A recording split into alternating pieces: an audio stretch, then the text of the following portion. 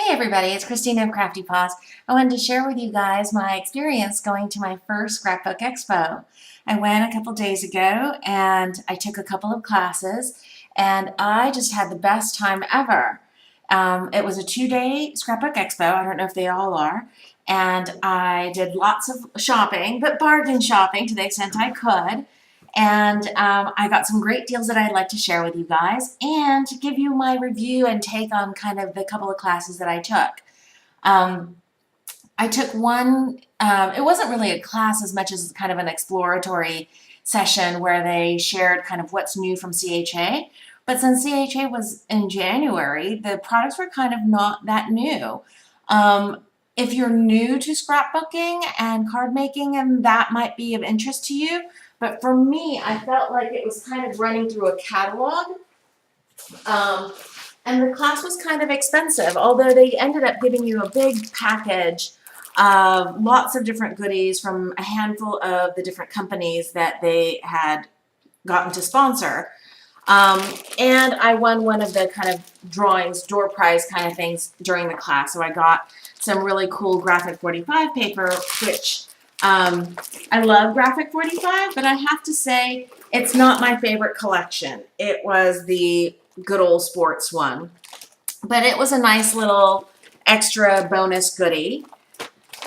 So yeah, I wouldn't recommend it. It wasn't like a hands-on session at all. They had some nice products that they shared. And I guess the one thing that I did learn is that I'm going to be saving up for the next Graphic 45 release to come this fall, which is going to be about cats and dogs. So I can't wait for that to come out. Some of the other shopping that I got to do, there were lots of kind of discount places, but you had to kind of be careful. It was almost better if you walked the whole floor once to kind of get the best prices out there. And I took a little notebook and just jotted down where I saw what. There was a map in the little guide, which of course I've thrown away since, so I'm sorry.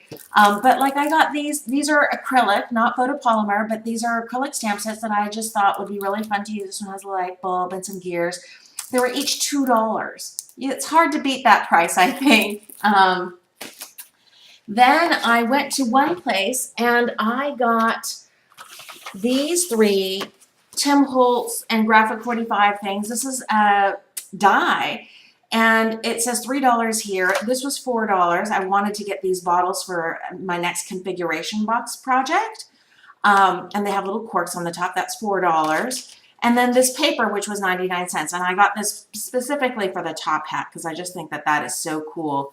And I have an idea for how I want to use that as well as the fancy bow tie that's untied there. So, but all of these three things, it should add up to $8, right? But I paid $5 for it. So really great deal. Really excited about that. Then, well, $5.40 for that. So I still think that's a great deal. Then I picked up these three Tim Holtz, and these were in a clearance bin, so they were all half off of the ticketed price. So this one was whatever, $4.30 something. This was $3.50, and this was $5.25. So you know, kind of the best prices for these kinds of items that I've seen in a while, and I had never seen this one any cheaper. This one is the like faucet knobs, and I think that would look cute on a mini album or a box, like a cigar box or something like that. So I'm looking forward to playing with those. All told, I think I spent about $75, $80. And some people, that would be a ton of money. For some people, that's like nothing. One woman told me, oh my God, don't talk to my husband because he can't know that you can get by a expo and spend so little money, which I thought was hysterical. The other class that I took was for Copic coloring, but on glitter paper. And they give you enough materials to make 2 cards, but you basically start off with this vinyl adhesive stickers. And there's a little girl, 3 girls, and I've started 2 of them in the class. And you get to pick a Copic marker. So I remembered to bring my chart of color so I knew which one I wanted. I ended up buying another little sticker set for fish and a couple of their special glitter paper. Apparently you can't use regular glitter paper with Copic markers because it will clog up the ink nib and ruin the nib because of this glitter is usually too big and chunky, even the extra fine. So let me show you kind of the results if I can find the little sheet of paper. Oh, so that I think is beautiful, right? And it's got such an amazing shimmer to it. I know who I want to make cards for with these. I just think they're gorgeous and there's such an amazing sparkle to them. I will be honest, people's faces or people images with no faces kind of freak me out. But I think the glitter paper and the Copic coloring is so pretty on it, I figured I could get over it when I was signing up for the class. So that is by Crazy Creations, and the instructor was really very accessible, easygoing, and she said, you know, actually, if I was there the next day, you know, if anybody had any questions, she was going to be at the booth and she would answer questions, which I thought was really nice.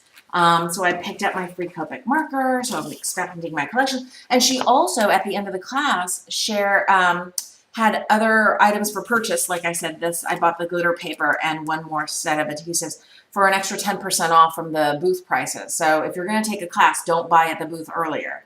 The one thing that I thought was really awesome at this expo, and I don't know if they always do this, by the way, is that they had a lot of make and takes.